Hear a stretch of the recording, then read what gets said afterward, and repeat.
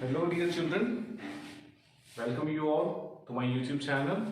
So today I am here with you all to discuss a very important chapter for class 10, that is we call electricity. So in electricity we know that what we have studied. So today I am just going to recapitulate this chapter in the form of mind map or what we call concept map. I hope this mind map is going to help you out to revise this chapter, right? Completely. So let us start with, in this chapter, if I talk about electricity, we started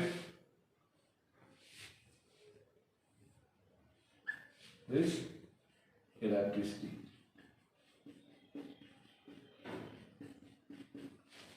So electricity के बिना we can't think about of our life, right? एक दिन अगर हमें बिना electricity के रहना पड़ जाए तो बहुत ज़्यादा मुश्किल हो जाती है. बट कभी आपने ये सोचा है कि जब भी हम स्विच ऑन करते हैं, राइट, स्विच ऑन करते हैं और ट्यूबलाइट बहुत दूर है और जब हम ऑन करते हैं तो ट्यूबलाइट कितनी भी दूर हो वो फटाफट जल जाती है. फैन दूर होता है, एकदम से स्विच ऑन करते ही it will start. What happens actually, ऐसा क्या होता है कि इतनी जल्दी, इतनी स्पीड से? Why this happen? Because of the movement of electrons that are charges, right. तो सबसे पहले हमने टर्म इसमें डिस्कस करी थी इलेक्ट्रिक चार्ज. इलेक्ट्रिक चार्ज जिसको हम डिनोट करते हैं Q से, इलेक्ट्रिक चार्ज. तो इलेक्ट्रिक चार्ज क्या होता है? ये फंडामेंटल प्रॉपर्टी है किसी भी मैटर की जिसकी वजह से उसके अंदर अट्रैक्शन की जो फोर्सेस हैं वो अराइज करती हैं, राइट. जैसे हम सिंपल एग्जांपल छोटी क्लासेस में भी एक्टिविटी करते हैं कि जब हम बिट्स ऑफ पेपर के पास रब किया हुआ हेयर के अंदर, ड्राई हेयर के अंदर स्केल लेके जाते हैं तो वो अट्रैक्ट होते हैं. तो फ्रिक्शन की वजह से भी जो है चार्जेस जनरेट हो सकते हैं, राइट. तो इलेक्ट्रिक चार्जेस क्या है? Fundamental property. तो इलेक्ट्रिक चार्जेस का यूनिट जो होता है दैट इज कूलम. मीनवाइल हम यूनिट भी डिस्कस करेंगे, दैट इज कूलम, राइट. और जिसको हम C से डिनोट करते हैं. तो साथ साथ में मैं आपको फॉर्मूले भी बताऊंगा कि किस टॉपिक से कौन सा फॉर्मूला रिलेटेड है. तो अगर हम मैं Q की बात करूं तो किसी भी बॉडी के ऊपर कितना चार्ज है वो आप इस फॉर्मूले से कैलकुलेट कर सकते हो. Q is equal to NE, where N is the number of electron and E is the charge on electron that is fixed, right. किसी भी मेटल पे, किसी भी कंडक्टर के आप चार्ज फाइंड आउट कर सकते हो कि कितना चार्ज होगा. Okay, now when the charge move then it generate one very important term that we know, that is electric current. Yes, electric current, right, जिसको हम डिनोट करते हैं I से. तो I क्या था हमारे पास? Rate of flow of charge. जब भी किसी क्वांटिटी के साथ बच्चे हम रेट लगा देते हैं, rate of flow of charge, that means this quantity has to be divided by time. तो इसका फॉर्मूला क्या था हमने इसमें किया था? I is equal to Q by T. एक मैथमेटिकल फॉर्मूला हमारे पास फॉर्म ये बनी थी I की. एंड्री मैरी एम्पियर ने इसका डिस्कवर किया था. तो इसका जो यूनिट है वो होता है ampere, that is denoted by A, right, ampere. और इसको मेजर करने के लिए इलेक्ट्रिक करंट को हम मेजर भी कर सकते हैं क्योंकि जितनी भी फिजिकल क्वांटिटी हैं वो मेजर हो सकती हैं, उन्हीं को हम फिजिकल क्वांटिटी बोलते हैं, that we call ammeter, right. And electric circuit के अंदर अमीटर हमेशा सीरीज में लगेगा, ये भी याद रखना है. सीरीज और पैरेलल हम अभी डिस्कस करेंगे आगे कि what are series and what are parallel combinations. So clear हो गया? I is equal to Q over RT, ये फॉर्मूला हो गया. अच्छा, इसके अंदर आप ये वैल्यू भी पुट कर सकते हो, डिपेंड्स अपॉन द न्यूमेरिकल कि क्या हमें पूछा गया है. अगर हमें नंबर ऑफ इलेक्ट्रॉन्स का कहीं भी जिक्र है तो हम वो वाला फॉर्मूला उठा के Q की वैल्यू यहां पुट कर सकते हैं, no issue. Okay, then after this we studied one more physical quantity, physical term, that is electric potential. अब इलेक्ट्रिक पोटेंशियल और पोटेंशियल डिफरेंस में दोनों अलग अलग बताऊंगा क्योंकि students are getting confused about this. के इलेक्ट्रिक पोटेंशियल और पोटेंशियल डिफरेंस शायद सेम ही बात है. नो, इलेक्ट्रिक पोटेंशियल में क्या होता है कि व्हेन वन चार्ज जो चार्ज है हमारा इंफिनिटी से हमने किसी भी पॉइंट A पे लेके आना है. ऐसे ये चार्ज Q है तो वो A पे लेके आना है. यहाँ पे हमारे पास कोई भी पॉजिटिव चार्ज पड़ा होगा तो वो पॉजिटिव चार्ज क्या करेगा, उसको रिपेल करेगा, राइट। ये भी पॉजिटिव है, तो जब उसको रिपेल करेगा तो हमें क्या करना पड़ेगा, वर्क डन करना पड़ेगा। तो जो work done that is stored in this charge that is electric potential when the charge is carried from infinity to that point, that is the major difference, right. On the other side, if I talk about potential difference,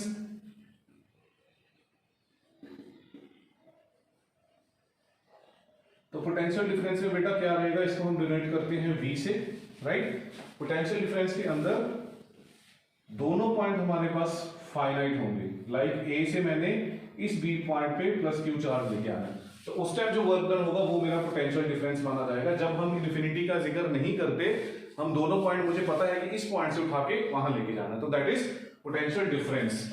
तो potential difference को V से denote करते हैं, right. तो इसका जो unit है, क्योंकि वोल्ट ने डिस्कवर किया था, तो जो इसका यूनिट है दैट इज वोल्ट, और हम इसको V से डिनोट करते हैं। अब अगर बात करें मैथमेटिकल फॉर्म की, तो पोटेंशियल डिफरेंस जो V होता है that can be written as work per unit charge, work per unit charge, that can be said about the potential difference mathematical form, work upon charge। चलिए okay, अब जैसा कि मैंने बताया आपको कि फिजिकल क्वांटिटी है, तो इसको हम मेजर भी कर सकते हैं। How we can measure, it can be measured again, measured by volt meter, right. और वोल्ट मीटर को हमेशा ही पैरेलल में लगाया जाता है, जैसे मैंने उसके बारे में बताया था कि वो सीरीज में लगाया जाता है, but volt meter is connected in parallel, right. So that is all about electric charge, electric current and potential difference. Potential difference, जैसे पानी एक जगह से दूसरी जगह में जाता है, कब जाता है, जब हाइट एक ज्यादा हाइट हो, कम हाइट की तरफ अपने आप जाता है, नीचे से ऊपर भेजना पड़ता है तो हमें वर्क डन करना पड़ता है। उसी तरीके से पोटेंशियल डिफरेंस है। तो potential difference, high potential to low potential में चार्जेस फ्लो करेंगे। जैसे जो बैटरी की बात अगर मैं बता दूं, इलेक्ट्रिक सेल के उसमें एक पॉजिटिव टर्मिनल होता है, एक नेगेटिव टर्मिनल होता है। तो पॉजिटिव एंड नेगेटिव टर्मिनल होने की वजह से हमेशा जो चार्जेस है वो हाई पोटेंशियल पे होता है पॉजिटिव टर्मिनल, तो पॉजिटिव से नेगेटिव ही जाते हैं, right. Okay, one very important thing about the direction of current, I forgot to tell you. Electric current की जो डायरेक्शन है, जो इनसाइड द कंडक्टर है, ध्यान से सुनिएगा, अगर इनसाइड द कंडक्टर है वो होती है नेगेटिव टू पॉजिटिव, क्योंकि जो इलेक्ट्रॉन्स हैं, जब हम इलेक्ट्रिक सप्लाई कर देते हैं उसको, तो electrons they will start moving toward from negative to positive terminal, right. Negative end से पॉजिटिव एंड की तरफ जाना शुरू कर देते हैं। बट जो इलेक्ट्रिक करंट की डायरेक्शन है that is always taken opposite to the direction of flow of electrons, ये आपने याद रखना है, and that is positive to negative, right. This is the direction of current, okay. Then a very famous scientist Ohms explained these two quantities, इन दोनों का relation बनाया उन्होंने, दो पॉइंट्स लेके एक्सपेरिमेंट किया, पोटेंशियल बढ़ाते गए, करंट बढ़ता गया, तो उसने एक डिराइव किया जिसको हमने very famously known as Ohm's law. Ohm's law क्या कहता है, V is equal to IR, that is a mathematical form of Ohm's law. इसकी डेफिनेशन के लिए आपको बड़ा ध्यान रखना है, current flowing through a conductor is directly proportional to the potential difference applied, provided that thickness और जो फिजिकल प्रॉपर्टीज होंगी and temperature, right, that will not change. उसका जो कंडक्टर का जो मटेरियल है, उसकी जो कैरेक्टरिस्टिक्स है, लाइक लेंथ, एरिया, जो कुछ भी, वो चेंज नहीं होगा और टेम्परेचर भी चेंज नहीं होगा, तो डायरेक्टली प्रोपोर्शनल रहेगा। अगर इन फिजिकल क्वांटिटीज में से कोई भी क्वांटिटी चेंज होगी तो ओम्स लॉ वेरीफाइड नहीं कर सकते, right. So this is Ohm's law and this is the mathematical form, और ग्राफिकल प्रेजेंटेशन कुछ इस तरीके से है, right. Potential difference is straight line बनती है हमेशा, कोई इशू नहीं है, okay. Then from here the story changes. अब वो कहते हैं ना कि नई नई चीजें अपने आप बनती आती है। अब देखिए, ओम्स लॉ ने स्टडी किया, उन्होंने इनको बताया कि इनकी जो रेशियो है वो कांस्टेंट होगी, तो उस कांस्टेंट का नाम निकल के आया रेजिस्टेंस, आर से जिसको हमने डिनोट किया है। तो what is resistance? Then we started discussion about resistance. Resistance का जो सिंबल है वो ये है, इस तरीके से, राइट। इसका मतलब है फिक्स्ड रेजिस्टेंस। अगर इसके ऊपर एरो आ गया तो वो हो जाएगी वेरिएबल रेजिस्टेंस। ये आपने याद रखना है, इसमें कभी भूलना नहीं है कि अगर एरो है तो वो वेरिएबल रेजिस्टेंस है। वेरिएबल मतलब कि रेजिस्टेंस हम कैसे वेरी करवा सकते हैं। तो एक आपकी फिजिक्स लैब के अंदर एक अपरेटस है दैट इज, जिसको हम बोलते हैं रियोस्टैट। उसको जब पकड़ के आप ऐसे से घुमाते हो तो दैट मीन्स कि जो रेजिस्टेंस है वो चेंज होती है, जिस वजह से हम करंट को वेरी करवा सकते हैं, राइट। इसका जो रेजिस्टेंस का यूनिट है वो है ओम, क्योंकि ओम्स लॉ से ही डिस्कवर हुई थी, और सिंबल है ये, राइट। अब रेजिस्टेंस एक्चुअल में क्या होती है, it's just a obstruction, current को चलने से रोकती है। क्या दिक्कत है इसको, बट ये रोकती है, राइट। अगर रोकेगी तो करंट तो हमारे लिए चलना अच्छा है, चलेगा तभी एक जगह से दूसरी जगह तक जाएगा, तो इस वजह से रेजिस्टेंस को हम ज्यादा बेनिफिशियल नहीं मानते, राइट। तो रेजिस्टेंस हम अप्रोप्रिएट रखते हैं, ना ज्यादा ना कम। अगर कम रहेगी तो ज्यादा करंट फ्लो कर सकता है, और ज्यादा रहेगी तो करंट बहुत कम फ्लो करेगा, तो वेस्टेज ऑफ करंट होगी। ओके, तो उसके लिए हम डिसाइड करते हैं कुछ फैक्टर्स दिए गए इसके।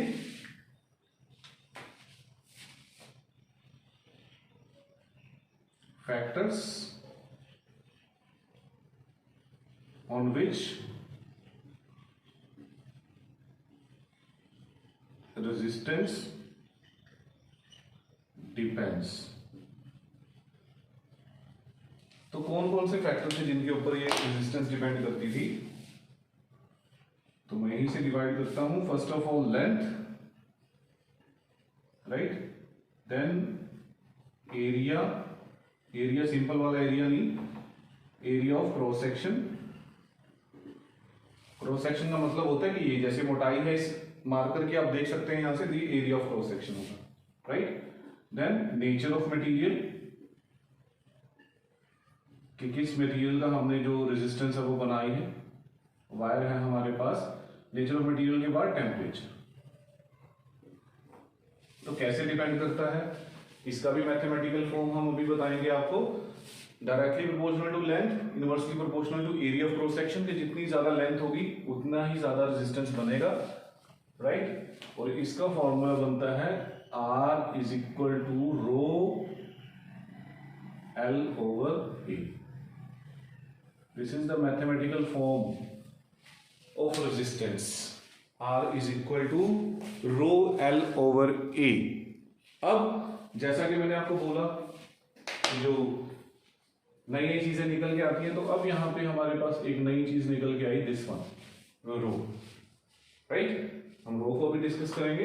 तो सबसे पहले फैक्टर्स बता दें आपको कि जब लेंथ बढ़ेगी तो रेजिस्टेंस भी बढ़ेगी, एरिया ऑफ क्रॉस सेक्शन बढ़ेगा तो रेजिस्टेंस कम होगी, क्योंकि इनवर्सली प्रोपोर्शनल है, राइट। उसी तरीके से टेम्परेचर अगर बढ़ेगा तो रेजिस्टेंस भी इंक्रीज होती है। Okay, one very important thing I would like to share with you कि what is the cause of resistance. Resistance produce कैसे होती है। होता क्या है, कंडक्टर के अंदर इलेक्ट्रॉन्स होते हैं, राइट। इलेक्ट्रॉन्स हैं, पड़े हैं आराम से, कोई दिक्कत नहीं है। The moment we apply the current, जब हम करंट उसको देते हैं तो कंडक्टर के जो इलेक्ट्रॉन्स हैं वो इधर उधर भागने लगते हैं अपने आप को अरेंज करने के लिए, ताकि वो पॉजिटिव की तरफ मूव कर सके। तो during this movement they collide with each other, एक दूसरे के साथ वो टकराते हैं, स्ट्राइक करते हैं। जब वो स्ट्राइक करते हैं तो एक दूसरे के वे में हमें पता है कि प्रॉब्लम आएगी, राइट। अब सपोज कीजिए कि हम स्कूल में जब हमारी डिस्पर्सल टाइम होता है, तो डिस्पर्सल टाइम में बच्चों को हमेशा बोला जाता है कि बी इन अ क्यू में जाएंगे। सपोज करो कि अगर पूरे स्कूल के अंदर हम अनाउंस कर दें कि भाई क्यू में नहीं जाना, दौड़ो, right, you are free to move, जैसे मर्जी जाओ, तो क्या होगा, कोई गिरेगा, कोई उधर जाएगा, कोई प्रॉपरली नहीं पहुंच पाएगा, तो क्या होगा, डिले होगा ना, डिले जाने में बसेस तक बच्चों को। तो जनरल एग्जांपल है स्कूल की जो हम ले सकते हैं। तो उसी वजह से, उसी तरीके से रेजिस्टेंस में होता है। Electrons are just like students, right. तो वो फटाफट अरेंज करते हैं। जो इलेक्ट्रिक सप्लाई है वो बैल का काम करती है। डिस्पर्सल की बैल होगी तो बच्चे भागे इधर उधर, तो एक दूसरे के साथ कोई इधर गिर रहा है, कोई उधर भाग रहा है, तो टाइम डिले हो जाता है, बढ़ जाता है। तो वही रेजिस्टेंस करती है, ऐसे ही रेजिस्टेंस का काम। Okay, right. Then after this we are going to discuss about the new term that I told you, that is resistivity. तो रेजिस्टिविटी को मैं यहीं से हम डिस्कस करते हैं। इसके बाद आती है हमारी रेजिस्टिविटी। फॉर्मूला जरूर नोट करते जाइएगा, इसको हम रिलेट करते हैं रो से, राइट। तो अगर रो की स्पेशलिटी क्या होती है, कब बनती है रेजिस्टिविटी, जब लेंथ होती है 1 मीटर एंड एरिया होता है 1 मीटर स्क्वायर, राइट। तब जो है R will be is equal to rho, मतलब जो रेजिस्टिविटी है this is the specific resistance of the conductor, जिसकी जो लेंथ है वो 1 मीटर होगी और area of cross section 1 meter square होगा, राइट। ये आपको याद रखना है, दैट इज रेजिस्टिविटी। ओके, इसका जो यूनिट है, तो यूनिट की बात करें, जो यूनिट है इसका दैट इज ओम मीटर, या इसको सिंबल से भी डिनोट कर सकते हो ओम मीटर, इस तरीके से भी लिखा जा सकता है। और जो रेजिस्टिविटी है वो सिंपली नेचर ऑफ मटेरियल के ऊपर डिपेंड करती है, राइट। एरिया लेंथ उसको कोई मैटर नहीं करता, सिर्फ नेचर ऑफ मटेरियल पे डिपेंड करती है कि किससे बना है, अलॉय से बना है, मेटल से बना है, नॉन मेटल से बना, whatever, right. So that is very important for resistivity. Okay, then after this we studied about the combination of the resistances, कि रेजिस्टेंसेस को कंबाइन कैसे करते हैं, राइट। तो हम वो कॉम्बिनेशन डिस्कस करते हैं। तो ये आ गया जी combination of resistances.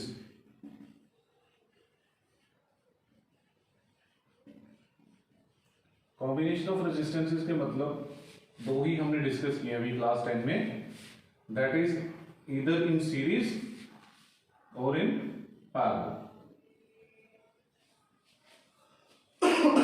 Okay, now series क्या होता है, सीरीज के लिए देखिए,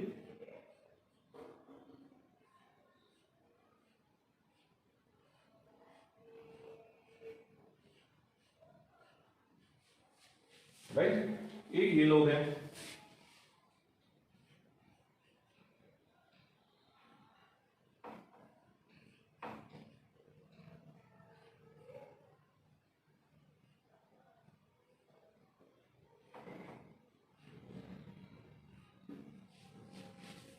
मीन्स कि अगर मैं इन तीनों को, चलो या ये ज्यादा इजी समझ आएगा, ऐसे और ऐसे, तो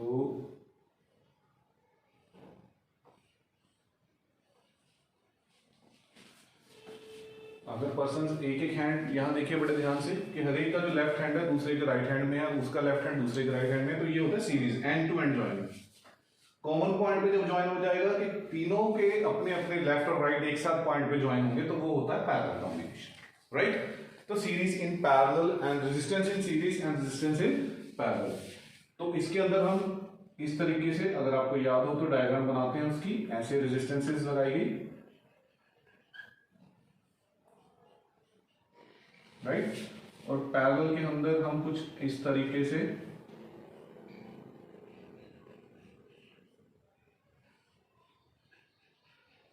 राइट ऐसे लगाई जाती है। ओके, तो इसका हम रिजल्ट डिस्कस करते हैं। सीरीज कॉम्बिनेशन के अंदर जो रेजिस्टेंस बनती है RS, वो बनती है R1 plus R2 plus R3, right. और पैरेलल कॉम्बिनेशन के अंदर बनती है RP is equal to 1 upon R1 plus 1 upon, और RP is equal to 1 upon R1 plus 1 upon R2 plus 1 upon R3, 1 upon R3। तो सीरीज कॉम्बिनेशन को हम prefer नहीं करते क्योंकि सीरीज कॉम्बिनेशन में रेजिस्टेंस बढ़ेगी, सिंपली ऐड हो रही है रेजिस्टेंस। पैरेलल कॉम्बिनेशन के अंदर ऐड तो हो रही है लेकिन उनका रेसिप्रोकल ऐड हो रहा है। तो इस वजह से हम क्या करेंगे, पैरेलल कॉम्बिनेशन को हम ज्यादा प्रेफरेंस देते हैं। सीरीज कॉम्बिनेशन का दूसरा ड्रॉबैक ये है कि अगर एक इंस्ट्रूमेंट उसमें बंद हो जाए, सपोज करो ये बंदा हट गया यहां से, तो इनका लिंक खत्म हो गया, राइट। लेकिन अगर यहां से अगर ये बंदा हट जाए, इनका लिंक खत्म नहीं होगा, right. So this is a major disadvantage of series combination as compare to the parallel combination. एक इंस्ट्रूमेंट अप्लायंस बंद हो जाता है तो दूसरा भी बंद हो जाएगा। Okay, then after this we studied about electric power. Electric power से पहले हमने किया जॉल्स लॉ ऑफ हीटिंग, और हीटिंग इफेक्ट ऑफ करंट भी बोल सकते हैं इसको। इसके अंदर हमने किया था कि जितने भी इलेक्ट्रिक अप्लायंसेस हैं वो सारे हीट जनरेट करते हैं जब उनमें से करंट फ्लो करता है। तो हीट जनरेशन का फॉर्मूला बनाया था जॉल्स ने कि जो हीट जनरेट होती है वो करंट के ऊपर डिपेंड करती है, स्केयर ऑफ द करंट, जितना ज्यादा करंट होगा उतनी ज्यादा हीट प्रोड्यूस होगी। रेजिस्टेंस के ऊपर डिपेंड करती है, जितनी ज्यादा रेजिस्टेंस होगी उतनी ज्यादा करंट प्रोड्यूस हीट प्रोड्यूस होगी। जितने ज्यादा टाइम के लिए करंट फ्लो करेगा उतनी ज्यादा हीट जनरेट होगी, right? Okay, then we discussed about electric power. तो इलेक्ट्रिक पावर का हमने फॉर्मूला किया था, power is equal to work upon time. अगर वर्क की जगह पे फोर्स इनटू डिस्टेंस या डिस्प्लेसमेंट पुट करोगे तो डिस्प्लेसमेंट अपॉन टाइम क्या हो जाता है, वेलोसिटी। तो एक ये भी पावर का फॉर्मूला बन सकता है FV। इसका जो यूनिट है, सिंपल यूनिट हम वॉट बोलते हैं, लेकिन इसके अलावा किलोवाट भी हो सकता है, हॉर्स पावर भी हो सकता है। 1 इज इक्वल टू 746 वॉट के इक्वल होता है, राइट? तो पावर जितने भी इलेक्ट्रिकल अप्लायंसेस हम यूज करते हैं, तो जितने भी इलेक्ट्रिकल अप्लायंसेस यूज करते हैं सबके ऊपर लिखा होता है कि कितने वॉट का है, 20 वॉट का बल्ब है, 40 वॉट का बल्ब है। तो दैट इज पावर, कि कितनी देर में कितनी पावर वो कंज्यूम करेगा। Okay, then after this we have electric energy। Electric energy के अंदर क्या होता है कि जितने भी इलेक्ट्रिसिटी के बिल बनते हैं वो सारे इलेक्ट्रिक एनर्जी को यूज करके बनते हैं। तो इलेक्ट्रिक एनर्जी को हम लिख सकते हैं that is equal to power into time,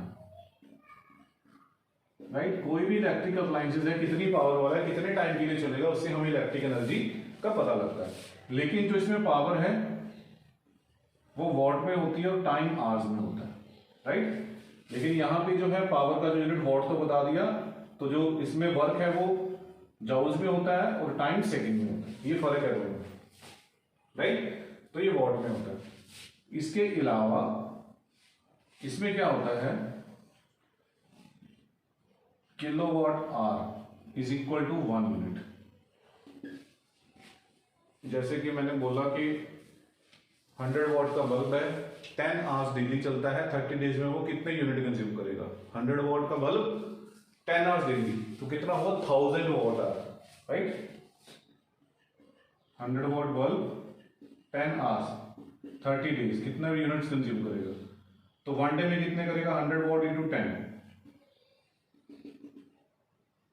in 1 day, कितना बना? 1000 वॉट आवर। लेकिन वॉट आवर को मैं किलोवाट आवर में कन्वर्ट कर सकता हूं, तो ये बन गया 1 किलोवाट आवर। तो 30 डेज में कितना हो जाएगा? 30 kilowatt hour, that means 30 units. तो जितनी यूनिट्स की कॉस्ट होती है बेटा, उसको आप सिंपली इससे मल्टीप्लाई कर सकते हो और आपके पास अमाउंट निकल आएगा कि व्हाट हैज टू बी पे आफ्टर द 1 मंथ। तो that is about electrical energy. Okay, इसके अलावा जो किलोवाट आवर है वो कमर्शियल यूनिट ऑफ एनर्जी है, ये भी याद रखना आपने। इसको जाउल में भी कन्वर्ट कर सकते हैं, 3.6 into 10⁻⁶ जाउल्स के इक्वल होता है, right? So that is all about this chapter from my side, but I feel that we have studied all these things in the chapter, there is nothing left, right? And if you have the habit of this mind map, तो mind map की habit अपने अंदर जरूर रखिए। जरूरी नहीं है कि सर को ही फॉलो करना है, सेम चीजें बनानी है। अपने दिमाग से जो किया है उसको इसको पेज के ऊपर ड्रॉ कीजिए, तो एक वेब बनेगा फूड वेब की तरह। तो वही हमारा माइंड मैप है कि हमारे माइंड के अंदर क्या है वो सारा उस पेज के ऊपर आ जाएगा। अगर कुछ स्किप है ऑटोमेटिकली हमें याद आ जाएगा, right? So thank you so much for watching this video and I will be come back very soon with the new chapters and the new mind maps. Thank you, children.